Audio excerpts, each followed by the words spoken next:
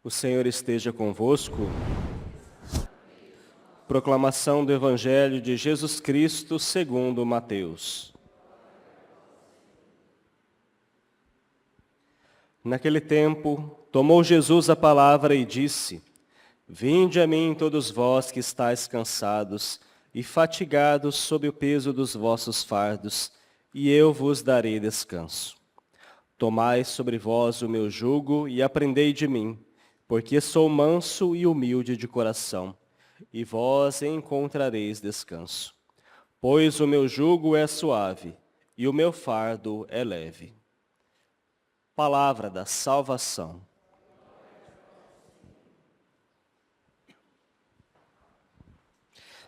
Queridos irmãos e irmãs, essa palavra do Evangelho que Jesus nos diz no dia de hoje é uma das mais consoladoras de todas as Sagradas Escrituras. Jesus, ele nos diz que todas as canseiras, todas as dificuldades, todos os tormentos pelos quais nós passamos nessa vida têm um lugar de repouso, ou seja, que é Ele mesmo, é o seu sagrado coração.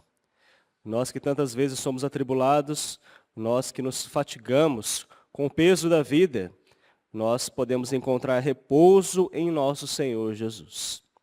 E por que isso acontece? No Concílio Vaticano II, na Constituição Gaudium et Spes, que fala sobre a Igreja e o mundo moderno, lá a Igreja diz que Jesus Cristo, ele veio a este mundo para mostrar ao homem o que é ser o homem. Ou seja, Jesus nos revela a humanidade perfeita.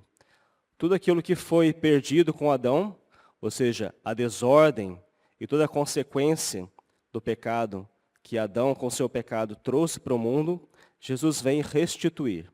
E mais do que isso, nosso Senhor não somente restitui a humanidade, segundo os desígnios da eterna providência divina, mas Jesus eleva essa humanidade a um nível muito mais alto. Ou seja, a divindade se une à humanidade.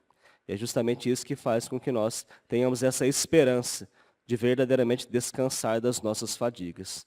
E Jesus vai dizer: Tomai sobre vós o meu jugo e aprendei de mim, porque sou manso e humilde de coração. Ora, essa mansidão que Jesus diz, na verdade, é o controle total que nosso Senhor tem de si mesmo. Porque nós, por conta do pecado, nós temos uma constituição desordenada. O pecado fez com que as paixões humanas, que inicialmente eram todas ordenadas, eram todas voltadas para o amor de Deus e para que o ser humano vivesse de acordo com o desejo de Deus, o pecado trouxe uma desordem. E nós todos interiormente temos um combate que nós vivemos. É justamente esse combate interior, essa fragmentação interior que o pecado traz, que faz com que nós nos cansemos. Mas Jesus, sendo o homem perfeito, ele tem o controle completo de si mesmo. A antropologia clássica cristã diz que o ser humano é dividido, em 3 dimensões. Nós temos uma dimensão mais baixa, que é a dimensão concupiscível, ou seja, aquela que é mais voltada para a sensualidade, para as coisas sensíveis.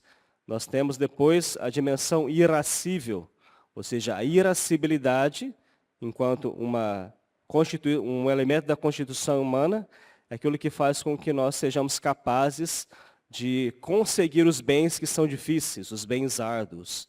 E nós temos uma dimensão mais alta, que é a dimensão intelectiva. O pecado, ele faz com que essas coisas estejam todas desordenadas. Ou seja, a nossa dimensão intelectiva, ou seja, o nosso entendimento, deveria governar as partes mais baixas, deveria governar a dimensão irascível e a dimensão concupiscível. Mas muitas vezes nós vemos que são outras dimensões que nos governam. Nos tempos que nós vivemos, um tempo de cultura hedonista, prevalece o domínio do concupiscível sobre as pessoas.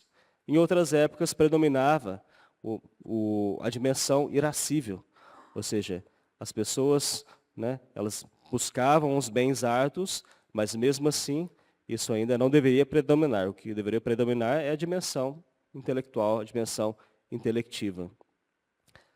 nós vemos que Jesus tem essa ordem completa em si. Isso faz com que ele seja verdadeiramente manso. Essa mansidão de Jesus faz com que ele haja perfeitamente, de acordo com a constituição humana. Nós vemos, por exemplo, em alguns momentos da Escritura, que Jesus age com ira. Por exemplo, quando ele expulsou os vendilhões do templo. Mas aquela ira de Jesus era perfeitamente ordenada, perfeitamente subordinada à sua parte mais alta. E Jesus faz aquilo ali sem nenhum pecado. O problema é que se nós fizermos as coisas desordenadamente, é aí que nós caímos no pecado.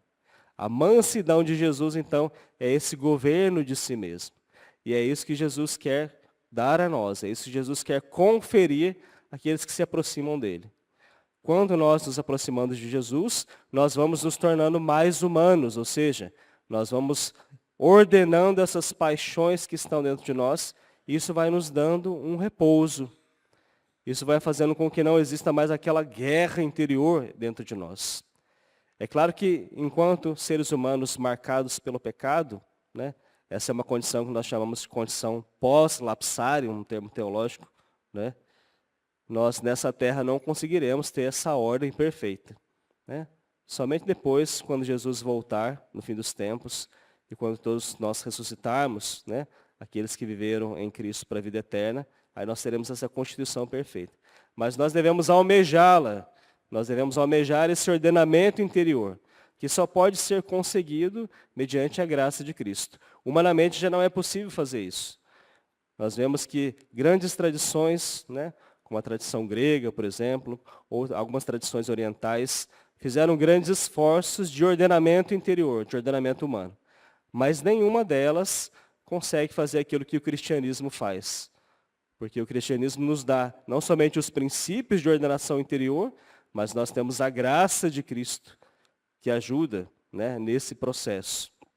Então, isso que Jesus diz, né, que nós devemos aprender dele, porque ele é manso e humilde de coração, e ali nós encontraremos descanso, significa justamente isso. Que nós, em Jesus, conseguiremos ordenar o nosso interior. E assim nós não ficaremos mais fatigados de nós mesmos. Porque no fundo, o que gera toda perturbação é o pecado. O que gera toda perturbação é a desordem interior. Uma vez que nós vencemos essa desordem, então nós entramos no repouso, nós nos assemelhamos a nosso Senhor Jesus. Então, nós temos que ter uma atitude de gratidão para com Deus. Porque mesmo depois, né, de a sua criação mais alta, ter perdido a sua essência, ou seja, ter perdido aquilo que era o desejo de Deus, Deus, na sua infinita providência, na sua infinita misericórdia, envia Jesus ao mundo para corrigir tudo isso. Jesus veio ao mundo para corrigir os erros que o pecado trouxe para a humanidade. Então nós devemos aprender de Jesus justamente isso. E como é que nós vamos ordenar o nosso interior? Ou seja, quanto mais nós dermos primazia às partes mais altas da nossa vida, ou seja, a dimensão intelectiva, ou seja, o nosso entendimento, quanto mais nós formos capazes de fazer com que isso governe as nossas partes mais baixas, mais nós vamos entrar nesse ordenamento interior. Mas isso nós faremos somente, né, com a ajuda do Cristo. Sem a ajuda de Jesus é muito difícil. E nós podemos dizer que nos nossos tempos isso é praticamente impossível. Porque a nossa cultura, o nosso tempo, não é um tempo que nos conduz para essa ordem interior. Mas justamente o contrário, nos conduz para uma dispersão, nos conduz para uma desintegração interior. Busquemos então ao nosso Senhor.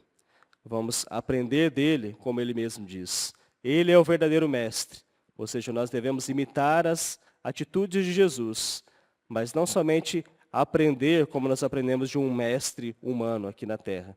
Nós precisamos, né, nos unir e nos configurar completamente a ele. Um mestre humano, por melhor que ele seja, ele nunca é capaz de conferir o seu ser ao seu discípulo. Nosso Senhor, pelo contrário, não. Ele quer que nós nos configuremos cada vez mais a ele, para que nós nos tornemos como ele. Os grandes santos, né, conseguiram isso. São Paulo, quando diz, já não sou eu que vivo, é o Cristo que vive em mim. Ele chegou no ápice, né, dessa configuração. E com toda certeza, São Paulo, ele vivia esse repouso em Cristo. Foi isso que fez com que ele suportasse tantas fadigas exteriores, porque interiormente ele não estava fatigado. Interiormente ele estava pleno de Cristo, estava, né, perfeitamente ordenado. Que nós possamos chegar também, né, a essa condição. Isso exige de nós um verdadeiro esforço, um esforço de nos assemelharmos a Jesus, aprendermos como é que Jesus vivia, aprendermos, lutarmos para conseguirmos desenvolver as virtudes, mas nada disso é possível se nós não tivermos uma vida de intimidade com Deus na oração, né? Então, nós temos insistido muito nessa necessidade fundamental da oração, e a oração é aquilo que vai fazer com que nós tenhamos essa capacidade, né, de fazer com que a nossa dimensão mais alta prevaleça na nossa vida. E ali o Cristo derrama as graças para que todo o nosso interior esteja ordenado. Por isso, vamos ouvir as palavras de nosso Senhor, né? Tomemos sobre nós o jugo de Jesus. O que é o jugo? O jugo é aquele instrumento utilizado pelos lavradores, né, que se coloca no pescoço dos animais e faz com que os animais andem na direção correta, né? O jugo de Jesus é esse, ele utiliza essa imagem agrícola, né, mas para nos fazer mostrar que se nós, né, andarmos segundo os mandamentos da lei de Deus, se nós andarmos segundo os ensinamentos de Jesus, ou seja, ouvirmos tudo aquilo que ele disse lá no Sermão da Montanha e procurarmos viver segundo aquilo, com toda certeza aquilo vai trazer para nós uma suavidade. E aquilo, ao contrário, não vai nos fatigar, né? Nós não vamos sentir o peso daquele jugo, mas pelo contrário, aquele jugo vai nos libertar do jugo do mundo, que é um jugo muito mais pesado, que é um jugo pesado, Jesus é leve, né? O jugo do pecado, o jugo da desordem, tudo isso é muito pesado. Então, vamos buscar aquele que é capaz de trazer para nós um verdadeiro repouso, nosso Senhor Jesus. Que o coração de Jesus seja verdadeiramente o nosso refúgio, para que nós encontremos descanso, repouso das nossas fadigas. Louvado seja o nosso Senhor Jesus Cristo.